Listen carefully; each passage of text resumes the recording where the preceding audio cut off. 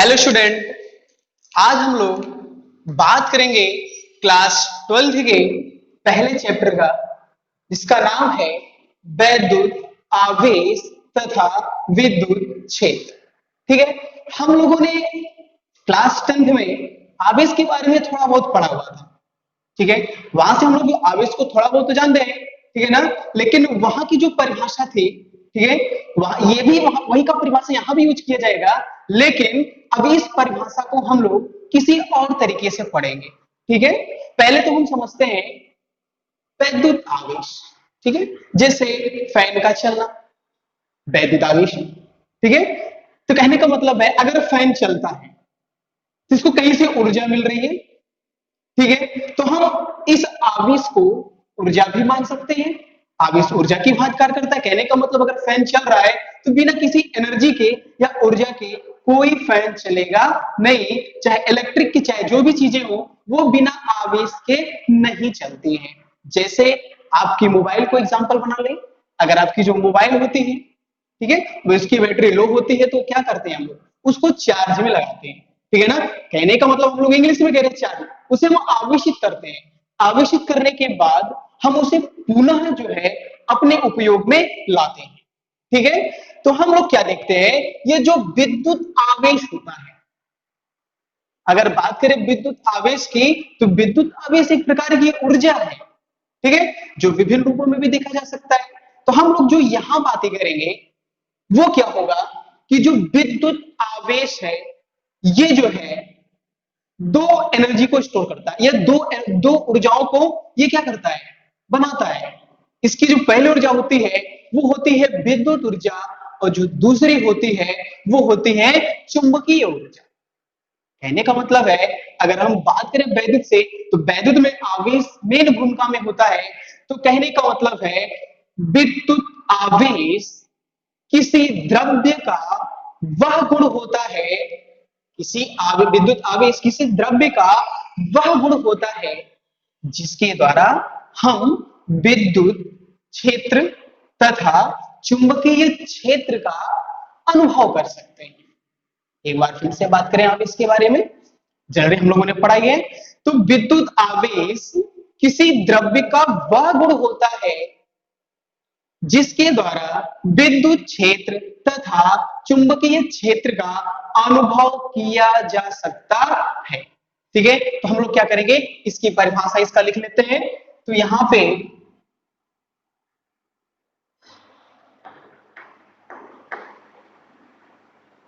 विद्युत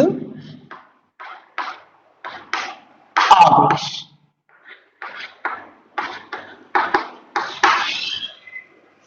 यहां पे मैंने क्या बोला, किसी द्रव्य का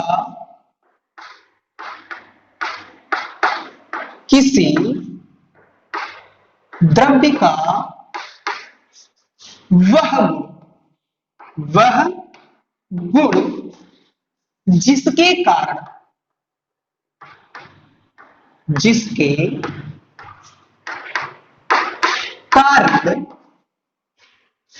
वैद्युत क्षेत्र जिसके कारण वैद्युत क्षेत्र तथा चुंबकीय क्षेत्र, वैद्युत क्षेत्र तथा चुंबकीय क्षेत्र का अनुभव किया जा सके,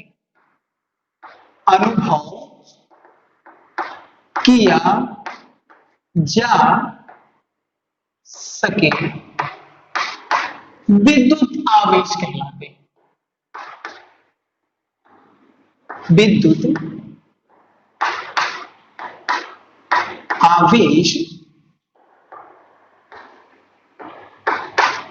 कहलाते हैं। ठीक है, देखो इसमें परिभाषा में दो ही चीज मैटर करता है, एक तो ये विद्युत क्षेत्र और दूसरा चुंबकीय क्षेत्र। ठीक है, पहला कौन सा, विद्युत क्षेत्र, दूसरा कौन सा, चुंबकीय क्षेत्र। विद्युत क्षेत्र को तो हम इसी चैप्टर में पढ़ेंगे, ठीक है, और चुंबकीय क्षेत्र को आगे के चैप्टर में देखेंगे। ठीक है, सबसे पहले हम आवेश को समझते हैं। ठीक है, आवेश को कैसे बनाया जाता है, आवेश किस तरह से व्यवहार करता है हमारे साथ, ठीक है ना, इसे बनाएंगे कैसे, ये व्यवहार में आता कैसे है, जब तक इसके हम व्यवहार को नहीं समझेंगे, ठीक है, तब तक हम विद्युत क्षेत्र के पास कभी नहीं पहुंच पाएंगे। तो सबसे पहले हम लोग क्या करेंगे, अब तो ये हो गया, इसके बाद हम लोग क्या करते हैं, इसको इसके व्यवहार को समझते हैं। सन 1800 ईस्वी में बेंजामिन फ्रैंकलिन ने आवेश को बताते हुए उन्होंने इसका दो नाम दिया था, इन्हें किसी पहलू पे नाम नहीं रखा था, इन्होंने बस केवल नाम दे दिया था कि आवेश दो प्रकार के होते हैं, एक होता है धन आवेश और दूसरा होता है ऋण आवेश। तो हम लोग आवेश की अगर बात करें,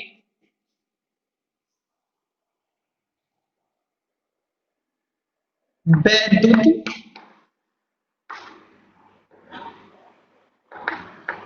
विद्युत आवेश मुख्यतः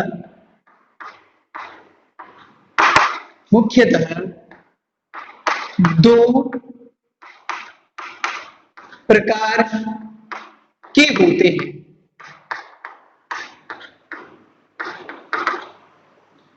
विद्युत आवेश कितने प्रकार के होते हैं, दो प्रकार के होते हैं, जिनके नाम कुछ इस तरह से है। पहला है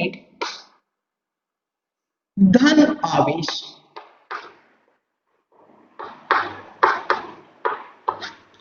और जो दूसरा है वो है ऋण आवेश।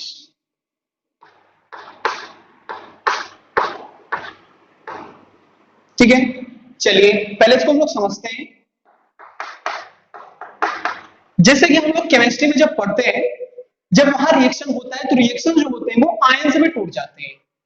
जैसे हम लोग अगर बात करें H2O की, जब H2O टूटता है तो होता क्या है, H plus plus OH minus. देखो हाइड्रोजन के ऊपर प्लस है, H के ऊपर माइनस है, तो यहाँ पे ये जो आपके पहले क्या थे, पहले आयंस में नहीं थे, लेकिन जब आयंस में टूटे, ये दो प्रकार के आयंस में टूटे।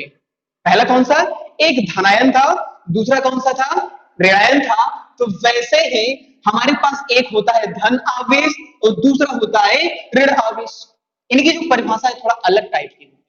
जैसे अगर धन आवेश की बात करें, जैसे हम लोग क्या देखते हैं, sodium plus, magnesium plus plus, ठीक है ना, या क्लोरीन माइनस, ब्रोमीन माइनस। तो उसी प्रकार से वहां पे जब आवेश वहां पे डिनोट करके दिखाए जाते हैं तत्व के ऊपर, तो वो क्या प्रदर्शित करते हैं, क्या वे इलेक्ट्रॉन को बताते हैं, हाँ वो इलेक्ट्रॉन को प्रदर्शित करते हैं। जो आवेश होता है, जो आवेश का साइन होता है, जो आयन्स बनते हैं, ये इलेक्ट्रॉन को प्रदर्शित करते हैं। ठीक है, कुछ इलेक्ट्रॉन्स की कमी को बताते हैं, कुछ इलेक्ट्रॉन्स की अधिकता को बताते हैं। तो इनमें से एक तो इलेक्ट्रॉन की अधिकता को बताएगा और इसमें से एक इलेक्ट्रॉन की कमी को प्रदर्शित करेगा।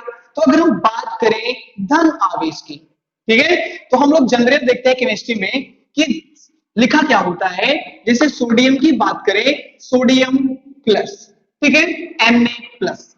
तो यहां पे क्या देखते हैं कि ये जो प्लस साइन है ये आयंस के बारे में बात कर रहा है। तो सबसे पहले हमें इलेक्ट्रॉन कैलकुलेट करना है कि क्या इलेक्ट्रॉन घट रहा है या इलेक्ट्रॉन बढ़ रहा है। तो हम लोग पहले क्या करेंगे, सोडियम के इलेक्ट्रॉन को काउंट करेंगे। तो सोडियम का जो इलेक्ट्रॉन होता है वो कितना होता है, 11 होता है। ठीक है, तो हमें पता, अब उसके बाद क्या है, ये जो सोडियम है अपने 11 इलेक्ट्रॉन में से अगर एक प्लस चार्ज लगा हुआ है, ये क्या कर रहा है, 11 में से एक इलेक्ट्रॉन को भेज रहा है कहीं, अर्थात किसी को दे रहा है। तो जाहिर सी बात है अगर कोई चीज किसी को कोई देता है तो जाहिर सी बात है उस चीज को उसके पास कमी आएगी।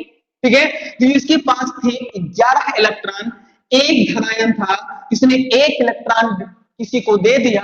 जब इसने एक इलेक्ट्रॉन किसी को दिया तो इसके पास बचे कितने इलेक्ट्रॉन, तो इसके पास पहले थे 11 और एक चले गए तो बचा कितना, 10। अच्छा हम लोग जानते हैं, देखो समझ में ही आ गया कि पहले 11 था, एक धनायन लगा 10 हो गए। अगर यहाँ पे दो धनायन होते तो क्या करते, 11 में से 2 को घटाते तो 9 होते। अगर यहाँ 3 धनायन होते तो 11 में से 3 को घटाते तो 8 होते। तो कहने का मतलब ये है कि हम लोग यहाँ पे क्या देख रहे हैं कि जितने धनायंश लगे होते हैं किसी तत्व के पास, जितने धनायंश होते हैं वह उतने ही इलेक्ट्रॉन का क्या करता है, त्याग करता है। अगर कोई तत्व इलेक्ट्रॉन का त्याग करता है तो उसके पास इलेक्ट्रॉन की कमी होती है। तो हम एक बार में यही कह सकते हैं कि जो धनावेश होते हैं ये जो है इलेक्ट्रॉन की कमी को प्रदर्शित करते हैं। किसको प्रदर्शित करते हैं, इलेक्ट्रॉन की कमी को। तो यहां पे उसकी परिभाषा केवल छोटी सी परिभाषा लिख सकते हैं, जो धन आवेश होते हैं ये केवल इलेक्ट्रॉन की कमी को प्रदर्शित करते हैं। इलेक्ट्रॉन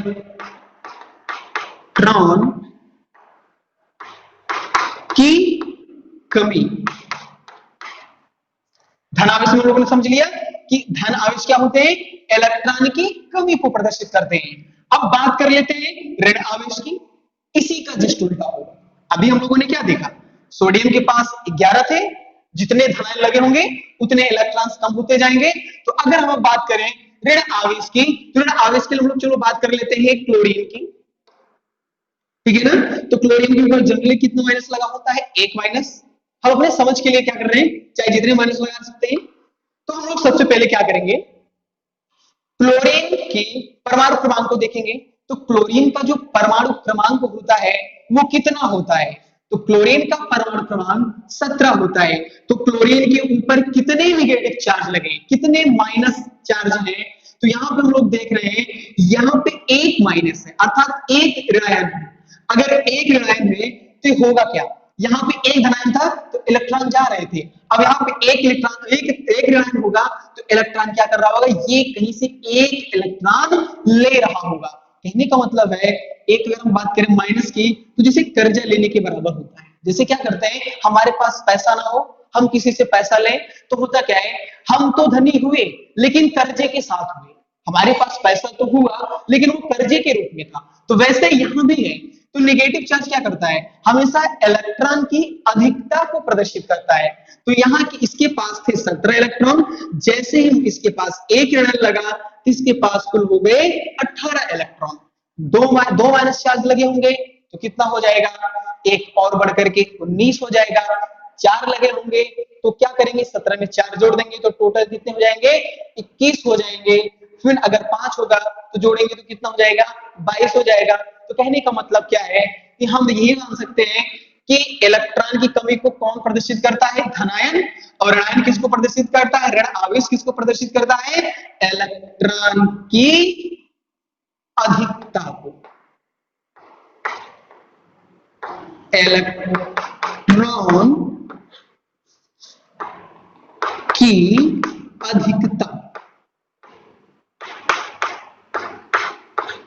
इसकी परिभाषा कहीं पूछी नहीं जाती है, बस जनरली हमें पता होना चाहिए कि अगर कहीं चार्जेस लगे होते हैं, अगर हम न्यूमेरिकल में सॉल्व करेंगे तो हो सकता है वहां पे माइनस चार्ज में दिया हो, प्लस चार्ज में दिया हो, या इलेक्ट्रॉन को आपको काउंट करने के बारे में बता रहा हो। तो आप यहां से इसको अगर ये समझ रहे हो कि इलेक्ट्रॉन की कमी धनावेश, इलेक्ट्रॉन की अधिकता ऋणावेश, तो उस न्यूमेरिकल को हम आसानी से सॉल्व कर सकते हैं। ठीक है, हम लोगों ने क्या देखा, तो पहले आवेश के बारे में पढ़ा। आवेश किसी द्रव्य का वह गुण होता है जिसके वह वैद्युत क्षेत्र तथा चुंबकीय क्षेत्र का अनुभव करता है, विद्युत आवेश कहलाता है।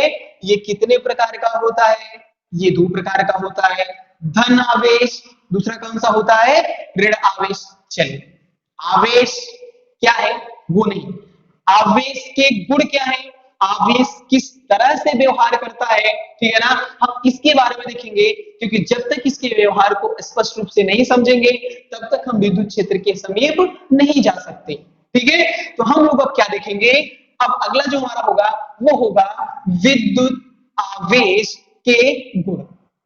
चलिए, हम लोग बात कर रहे थे वैद्युत आवेश के गुण। अगर इसके गुण स्पष्ट हो गए तो समझ लो कि विद्युत आवेश हम समझ में आ गया। और जब विद्युत आवेश समझ में आएगा तो इससे संबंधित जितनी भी चीजें हमें आगे मिलेंगी उसको समझने में हमें सहजता होगी। ठीक है, तो हम लोग सबसे पहले क्या बात करने वाले हैं, विद्युत आवेश के गुण। विद्युत आवेश के गुण।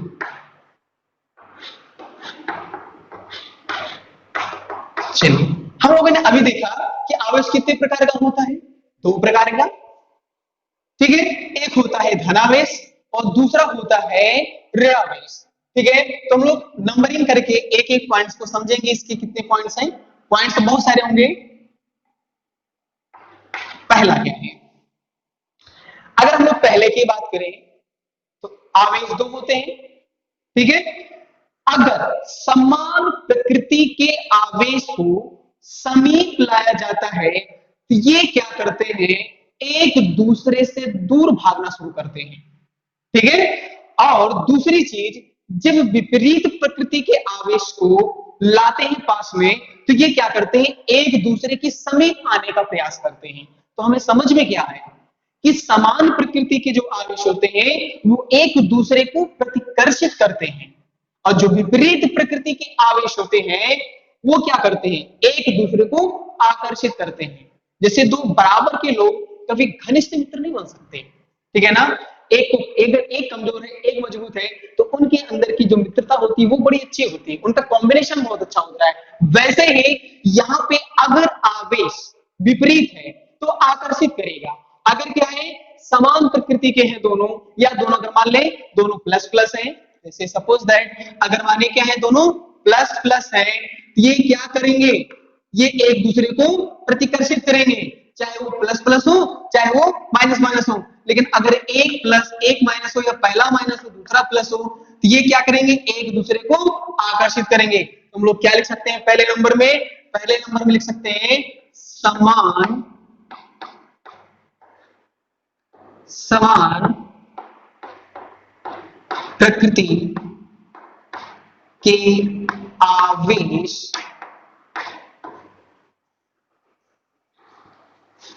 समान प्रकृति के आवेश एक दूसरे को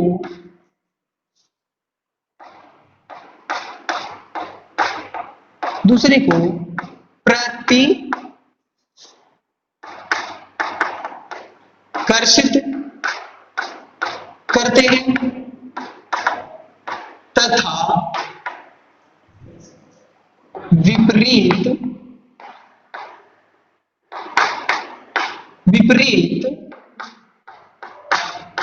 प्रकृति के आवेश एक दूसरे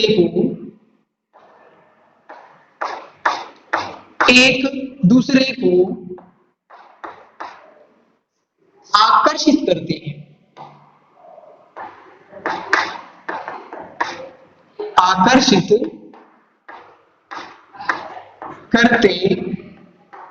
ठीक है, तो यहां पे हमें दो चीजें दिखाई दे रही हैं, एक तो दिखाई दे रहा है आकर्षण और दूसरा क्या दिखाई दे रहा है, प्रतिकर्षण। तो यहाँ पे दो बल काम कर सकते हैं, एक आकर्षण बल भी हो सकता है और एक प्रतिकर्षण बल भी हो सकता है। अगले नंबर पे चलते हैं। अगला नंबर हम लोग क्या देखेंगे,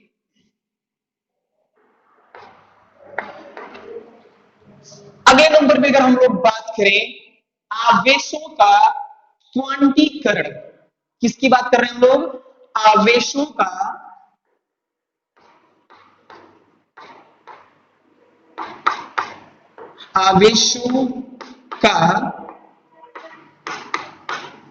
क्वांटीकरण। ये भी हम लोग क्लास 10th में पढ़ चुके हैं। हम लोगों ने क्लास 10th में देखा था, फार्मूला हमें मिला था Q बराबर N, हम लोग उसी की बात कर रहे हैं। क्वांटीकरण का मतलब क्या होता है, क्वांटम। ठीक है ना, तो हमें कण के बारे में पता करना है कि किसी चालक के अंदर कितने इलेक्ट्रॉन उपस्थित हो सकते हैं, या कभी अगर किसी चालक के अंदर में इलेक्ट्रॉन को काउंट करना हो, ज्ञात करना हो, तो हम लोग इसके माध्यम से इलेक्ट्रॉन को पता लगा सकते हैं कि किसी चीज में इलेक्ट्रॉन कितने ज्यादा मात्रा में उपस्थित हैं या कितने कम मात्रा में उपस्थित हैं। तो अगर हम लोग इस परिभाषा की बात करें आवेशों के क्वांटीकरण का, तो प्रत्येक आवेश अपने न्यूनतम आवेश के इलेक्ट्रॉन के पूर्ण गुणज होते हैं। फिर समझना, प्रत्येक आवेश अपने न्यूनतम आवेश के इलेक्ट्रॉन के पूर्ण गुणज होते हैं। जब भी हम लोग पूर्ण गुणज की बात करेंगे तो हम लोग n की बात करते हैं। ठीक है, तो यहां पे हम लोग क्या लिखेंगे, प्रत्येक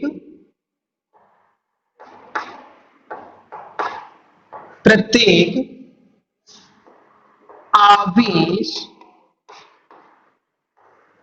अपने न्यूनतम आवेश के न्यूनतम आवेश के पूर्ण गुणज होते प्रत्येक आवेश अपने न्यूनतम आवेश के पूर्ण गुणज होते हैं।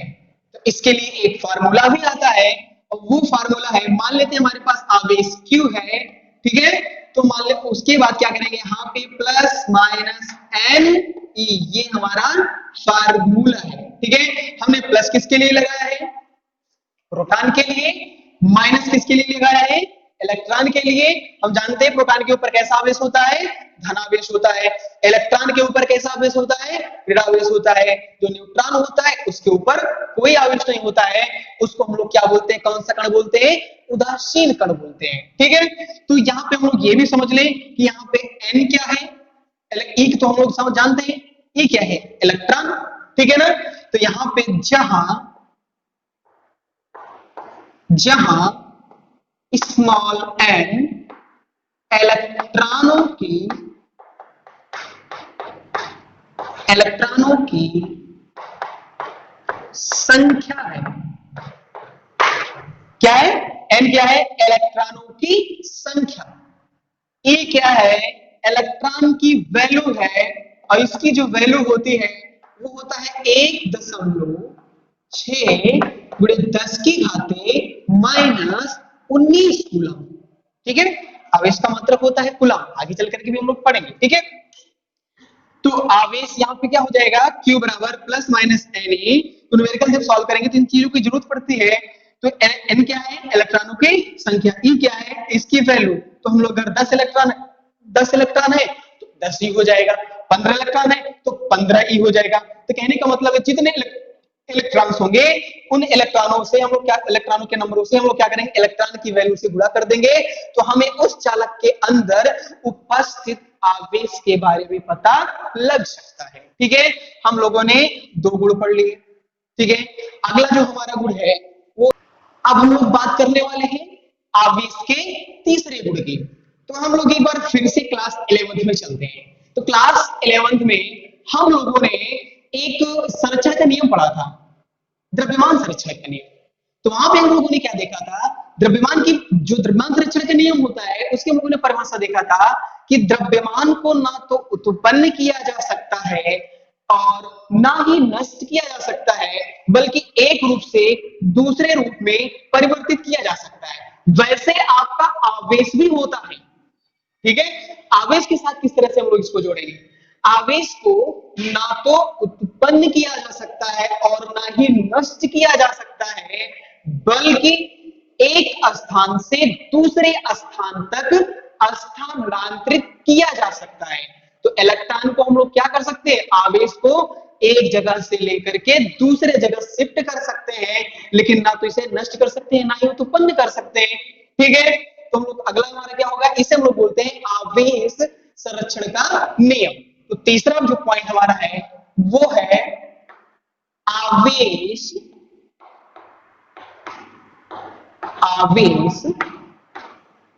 संरक्षण का नियम।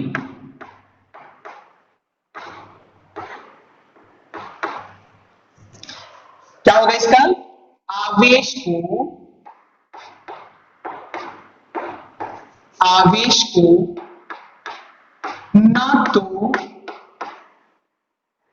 उत्पन्न किया जा सकता है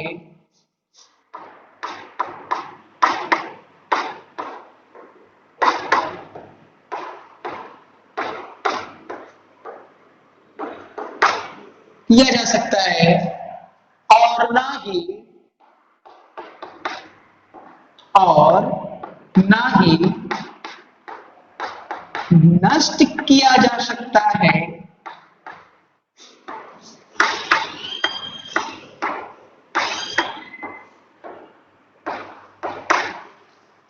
आवेश को ना तो उत्पन्न किया जा सकता है और ना ही नष्ट किया जा सकता है, बल्कि एक स्थान से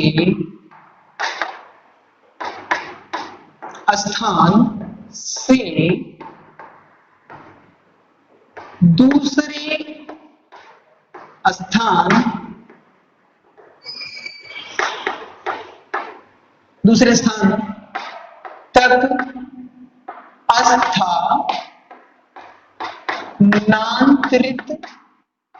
स्थानांतरित किया जा सकता है। क्या पढ़ा हम लोगों ने?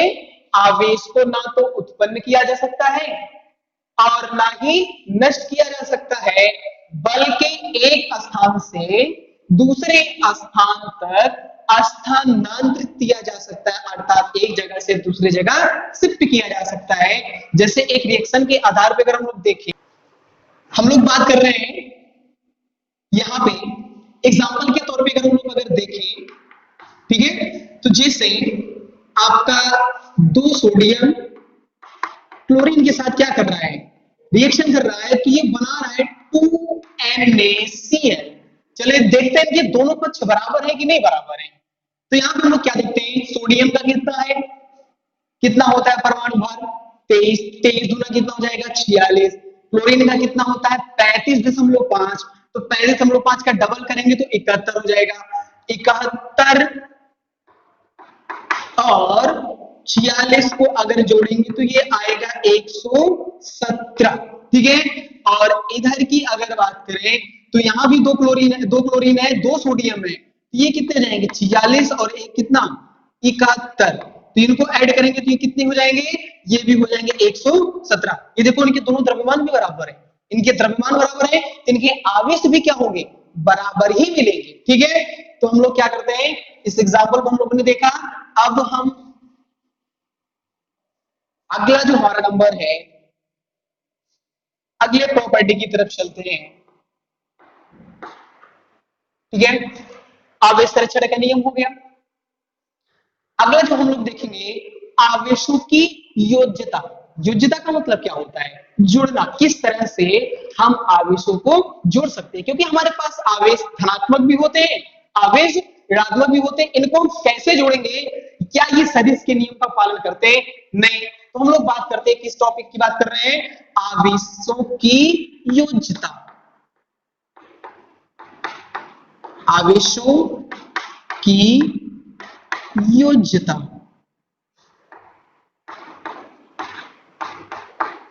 योज्यता का मतलब होता है योग, योग का मतलब होता है जुड़ना, ठीक है।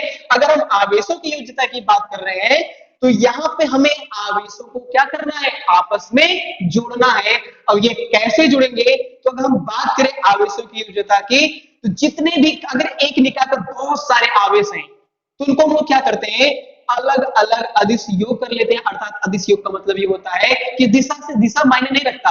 अगर अदिश योग ना होकर के अगर हम सदिश कहते तो ये क्या होता, तो इसके जो माइनस, इसके जो चिन्ह होते हैं वो दिशा के साथ रखे जाते हैं। अगर विपरीत दिशा में होता तो माइनस, एक ही दिशा में होता तो प्लस। लेकिन ये अदिश सदिश योग का पालन नहीं करते हैं, ये किस योग का पालन करते हैं, अदिश योग का पालन करते हैं। इसकी परिभाषा क्या हो सकती है, इसकी परिभाषा हो सकती है किसी निकाय पर, किसी निकाय पर उपस्थित, किसी निकाय पर उपस्थित आवेश, आवेश अपने अपने भिन्न भिन्न, अपने भिन्न भिन्न अवयवी, अवयवी, अवयवी कणों के, अवयवी कणों के अदिश, अदिश योग के, अदिश योग के बराबर होते हैं, बराबर होते हैं। ठीक है, चलिए एक बार हम लोग फिर से देखते हैं परिभाषा। किसी निकाय पर उपस्थित आवेश अपने भिन्न भिन्न आयवीय कणों के अदिश योग के बराबर होते हैं। तो मान लेते हैं एक निकाय है जो बहुत सारे आवेशों से मिलकर के बना है, ठीक है ना। तो अगर इनका हम अदिश योग निकालेंगे तो इनके लिए हम लोग फार्मूला लिख सकते हैं। जैसे मान लेते हैं कोई निकाय है, आवेश Q है, ठीक है ना। इस निकाय पर बहुत सारे आवेश हैं, Q1 है, Q2 है, Q3 है, Q4 है, ऐसे बहुत सारे आवेश हैं। तो सभी आवेशों को उनका हम लोग क्या बना लेंगे, अदिश योग बना लेंगे। तो यहाँ पे क्या लिख देंगे, Q1 plus Q2 plus Q3 plus dot dot Qn। जितने सारे आवेश हम लोगों को मिलेंगे सभी आवेशों को हम लोग क्या करेंगे, उसको जोड़ते जाएंगे। अच्छा यहाँ पे एक शब्द हम लोगों ने नाम ले लिया है अदिश। अदिश क्यों बोला हम लोगों ने, ठीक है ना। अदिश इसलिए बोला क्योंकि आवेश माइनस भी होता है प्लस भी होता है। तो माइनस प्लस ये दिशा मैटर नहीं करेगा कि माइनस है तो विपरीत, प्लस है तो इसे क्या करना है, विपरीत हो जाएगा। तो यहाँ पे बस केवल अदिश का मतलब ये है जैसे मिले वैसे ही जोड़ देना। अगर माइनस के साथ है तो माइनस के साथ जुड़ जाएगा, प्लस है तो प्लस के साथ जुड़ जाएगा। तो यहाँ पे हम लोगों ने क्या देखा, चौथी प्रॉपर्टी देख ली। जो हमारी अगली प्रॉपर्टी है वो है क्या, आवेश वेग पर निर्भर करता है। आवेश वेग पर निर्भर करता है। तो आवेश जो है वेग पर निर्भर नहीं करता। जैसे एग्जांपल के तौर पे ले, मान लेते हैं हमारे पास कोई आवेश है, यहाँ है, हम लोगों ने इसको क्या कर दिया, घुमा के इसको इधर रख दिया। तो ये यहाँ से यहाँ तक घूमने में जब आएगा किसी वेग के साथ तो आएगा, ठीक है ना। क्या जब ये वेग के साथ आएगा तो क्या अपना आवेश परिवर्तित कर देगा, नहीं, ऐसा नहीं होता है। आवेश जो है कभी बदलते नहीं है, अर्थात आवेश के ऊपर वेग का कोई प्रभाव नहीं पड़ता है। तो यहाँ पे हम लोग लिख सकते हैं अगला जो हमारा है वो ये है, आवेश पर आवेश पर आवेश पर वेग का कोई प्रभाव नहीं पड़ता है।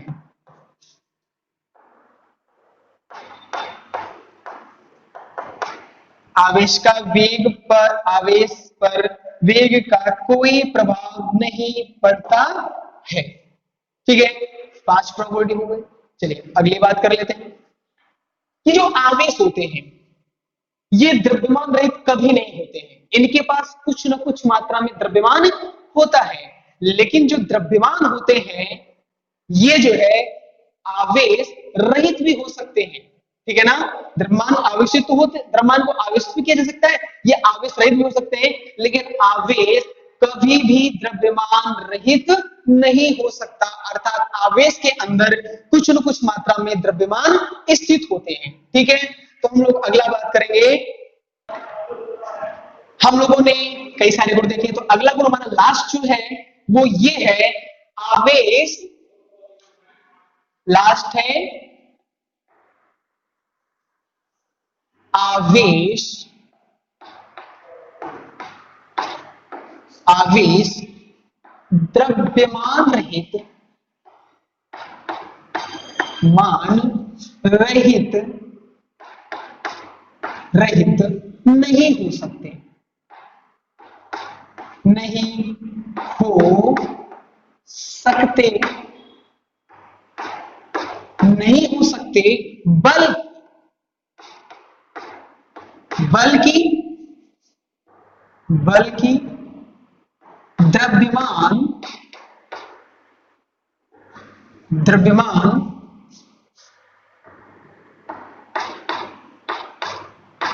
आवेश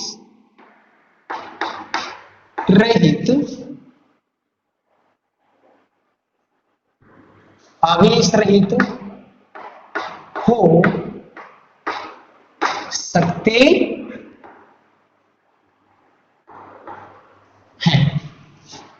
ठीक है। हम लोगों ने क्या देखा, इनकी 6 प्रॉपर्टियां पढ़ ली। समान प्रकृति में, जो समान प्रकृति अगर आवेश होंगे तो वहां पे प्रतिकर्षण होगा, विपरीत प्रकृति के आवेश है तो वहां पे आकर्षण होगा। आवेशों के क्वांटीकरण में हम लोगों ने क्या देखा कि प्रत्येक आवेश जो है अपने न्यूनतम आवेश के इलेक्ट्रॉन के साथ क्या होते हैं, पूर्ण गुणज होते हैं। उसमें हम लोगों ने फार्मूला डिफाइन किया था, फार्मूला क्या पाया था, Q बराबर प्लस माइनस एम ई, और जहां n क्या था, इलेक्ट्रॉनों की संख्या थी। अगला हम लोगों ने देखा था, अगला जो हम लोगों ने देखा था वो था द्रव्यमान संरक्षण का नियम। जिस तरह से आपका आवेश संरक्षण का नियम, तो आवेश संरक्षण क्या था कि आवेश को ना तो उत्पन्न किया जा सकता है और ना ही नष्ट किया जा सकता है, बल्कि एक स्थान से दूसरे स्थान तक स्थानांतरित किया जा सकता है। एक स्थान से दूसरे स्थान तक इसको हम भेज सकते हैं। ठीक है, अब हम लोग आवेशों के गुण के बाद जो हमारी अगला चीज है वो हमें क्या देखना है, आवेश को बनाते कैसे हैं, आवेश का निर्माण कैसे किया जाता है। जैसे अगर हम लोग बात करें, कोई रेशम की छड़ ले ले, रेशम ले ले, और उसके बाद कांच की छड़ को जब हम लोग क्या करते हैं, आपस में रगड़ते हैं, तो ये क्या होते हैं, आवेशित हो जाते हैं। या अगर हम अगला बात करें, तो अगर बिल्ली की खाल और एबेनॉइड की छड़ को लेकर के आपस में रगड़े, तो ये भी क्या होते हैं, आवेश, दोनों छड़ क्या होती हैं, आवेशित हो जाती हैं। जब इन आवेशित छड़ों को क्या करते हैं, एक दूसरे के समीप लाते हैं, तो एक कोई इसको अट्रैक्ट करता है, कोई इसको आकर्षित करता है, कोई प्रतिकर्षित करता है। ठीक है, तो हम लोग अगला क्या देखेंगे, आवेशन की विधियां, अर्थात आवेश हम किस तरह से बना सकते हैं। तो अगर हम लोग बात करें आवेशन की विधियां, तो आवेशन की जो विधियां होती है वो मुख्यतः 3 प्रकार की होती है। जो हमारा पहला होता है वो ये है, आवेश को हम घर्षण द्वारा बना सकते हैं, आवेश को संपर्क द्वारा आवेशित कर सकते हैं, आवेश को प्रेरण द्वारा तैयार कर सकते हैं। तो कहने का मतलब क्या है, हमें आवेशित करने के लिए 3 चीजें हैं, घर्षण, चालन या संपर्क, और तीसरा क्या है हमारा, प्रेरण। प्रेरण के बारे में हम जानते हैं, जिसे इंडक्शन जिसे इंग्लिश में बोलते हैं। आजकल तो इंडक्शन वगैरह जो चूल्हा होता है घर में, जो हम लोग क्या करते हैं, महिलाएं चूल्हा यूज करती हैं, तो वो क्या होता है, इंडक्शन के होते हैं। वो किससे चलते हैं, वो लाइट से चलते हैं, बिजली से चलते हैं। और बिजली क्या करता है, बिजली का मतलब है वहां पे ऊर्जा। ऊर्जा कौन देता है, ऊर्जा ये आवेश देता है। ठीक है, तो हम लोग किसकी बात करने वाले हैं, आवेशन की विधियां।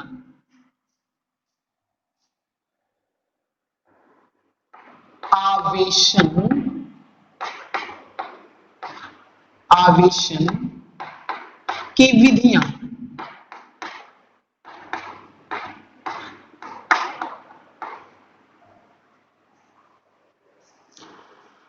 यहां पे क्या लिख सकते हैं, आवेशन की विधियां मुख्यतः 3 प्रकार की होती हैं। आवेशन की विधियां मुख्यतः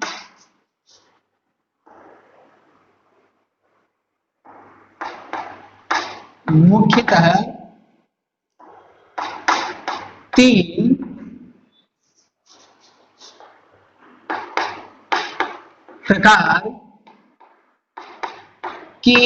होती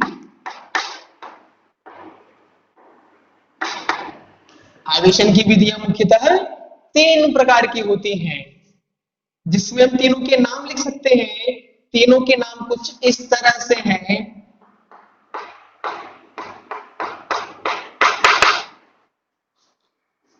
पहला है घर्षण, घर्षण द्वारा आवेशन। दूसरा है संपर्क या चालन द्वारा आवेशन। ठीक है, और जो हमारा लास्ट है वो है प्रेरण द्वारा आवेशन।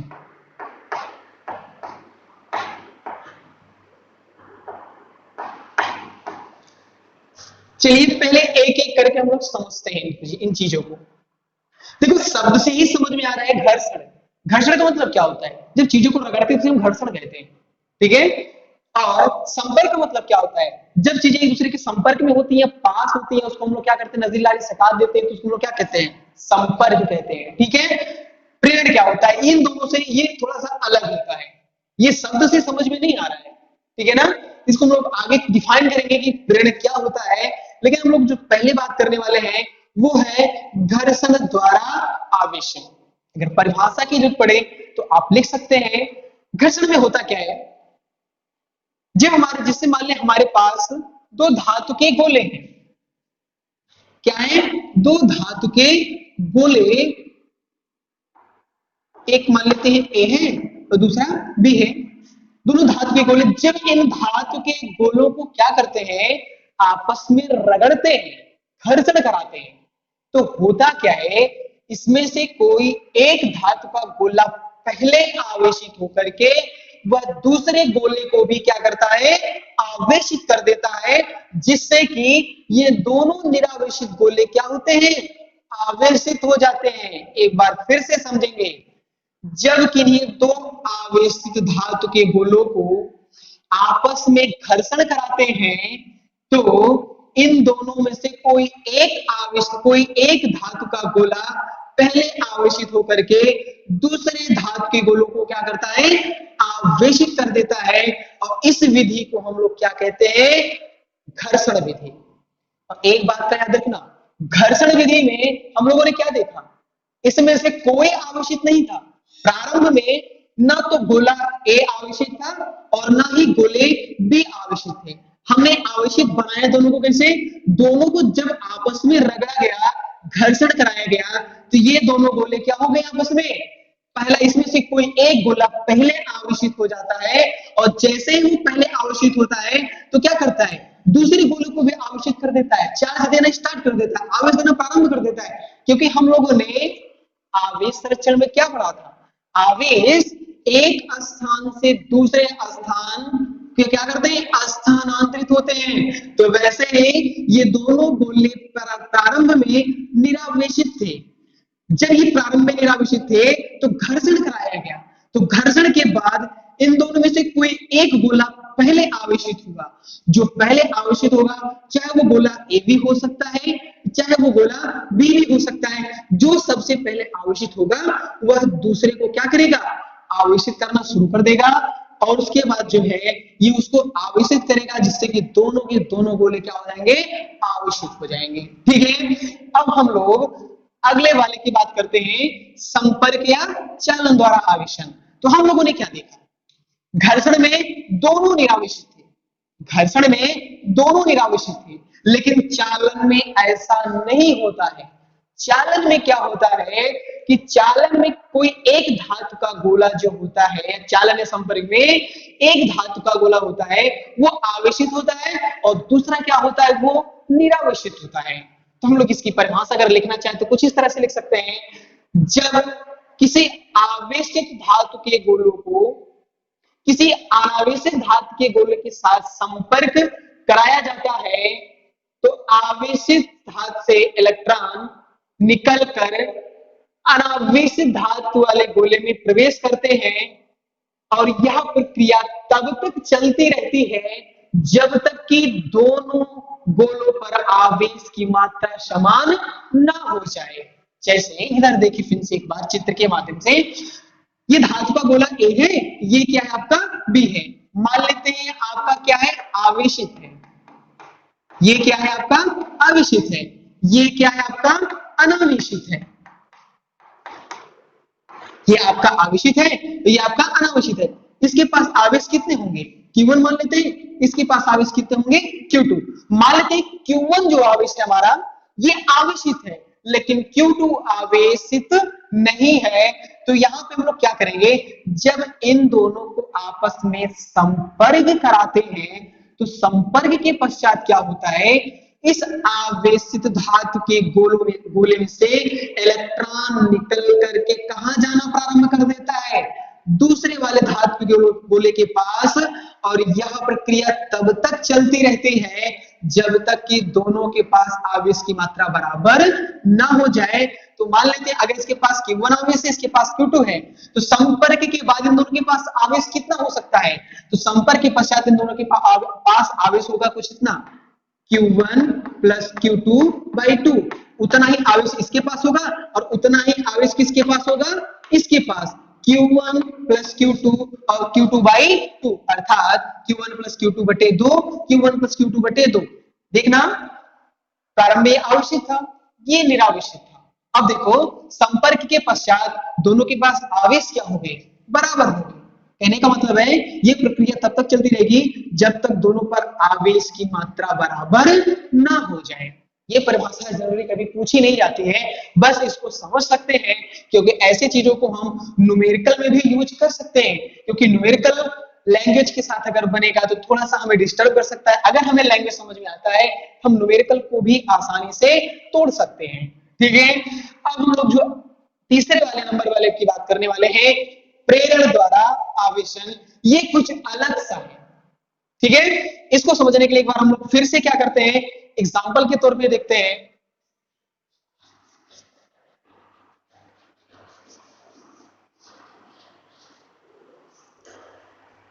चलिए तीसरे वाले में क्या देखते हैं, प्रेरण द्वारा आवेशन। ठीक है ना, इंडक्शन। तो यहाँ पे क्या होता है, हम लोग क्या करते हैं, एक धातु का गोला लेते हैं, दो धातु के गोले होते हैं, इनको एक स्टैंड पे रख देते हैं ऐसे करके। ठीक है, इनके बीच में कुछ ना कुछ दूरियां बना देते हैं। चलिए चलिए इस गोले को नाम दे देते हैं ए, ये वाला गोला अपना कौन सा है, बी है। क्या करते हैं, जैसे हम लोगों ने अभी देखा कि जब हम रेशम की छड़ से क्या करते हैं, कांच की छड़ को आपस में रगड़ते हैं तो उसमें से एक तो क्या होता है, दोनों आवेशित हो जाते हैं। तो मान लेते हैं हमारे पास एक आवेशित छड़ था, हमने एक आवेशित छड़ लिया। ठीक है, अब किया क्या, उसको हम लोगों ने गोला, जो धातु का जो गोला ए था उसके संपर्क में जब लेके गए, ये धातु का गोला जो था ये क्या हो गया, ये आवेशित हो गया। ठीक है, अब देखो ये आवेशित नहीं थे प्रारंभ में, जैसे हम लोगों ने क्या किया, एक धातु का छड़ लेकर के आए, जैसे धातु के छड़ को हम लोगों ने क्या किया, इस धातु को, इस गोले के छड़ में जब हम लोगों ने संपर्क कराया तो ये आवेश क्या किया, ये इसने इस गोले को आवेशित कर दिया। तो अगर हम लोग देखो यहाँ पे इनके बीच में दूरी है, अर्थात संपर्क भी नहीं है, हम लोगों ने ना तो यहाँ घर्षण कराया ना ही यहाँ पे संपर्क करा रहे हैं। देख क्या रहे हैं, जैसे ही इसके पास हम लोगों ने धनात्मक आवेश देखा तो कुछ क्षण बाद हम लोग क्या देखते हैं, गोले बी के पास धनात्मक क्षण ना आकर के, धनात्मक आवेश ना होकर के उसके पास कैसा आवेश हो गया, ऋणावेश आ गया। और देखो आवेश भी कैसे हुआ, विपरीत। कहने का मतलब है अगर यहाँ पे क्या होता है, अगर ये प्लस में है इसका जस्ट विपरीत आवेश क्या करेगा, दूसरे गोले के पास कैसा आवेश आएगा, विपरीत आवेश होगा। तो प्रेरण में हम लोग क्या देखते हैं, जब क्या करते हैं, किसी धातु के क्षण को गोले ए के संपर्क में क्या करते हैं, लाते हैं, जैसे गोले ए के संपर्क जब आता है तो उसके बाद जैसे ही वो आवेशित होता है तो दूसरा गोला क्या होता है, उसी के विपरीत प्रकृति का आवेश उसके ऊपर क्या होते हैं, संचित हो जाते हैं।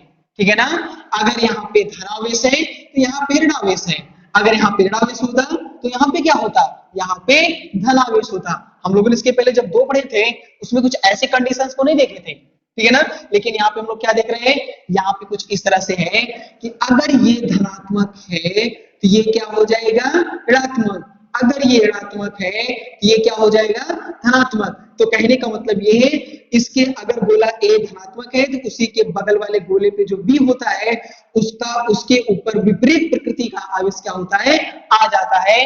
अर्थात एक प्लस होगा तो दूसरा माइनस, दूसरा अगर माइनस, पहला माइनस है तो दूसरा प्लस, कुछ इस तरह से होते हैं। तो हम लोगों ने आवेशन की विधियों को भी स्पष्ट कर लिया, आवेश के गुणों को भी स्पष्ट कर लिया, आवेश क्या होता है इसके बारे में भी हम लोगों ने समझ लिया।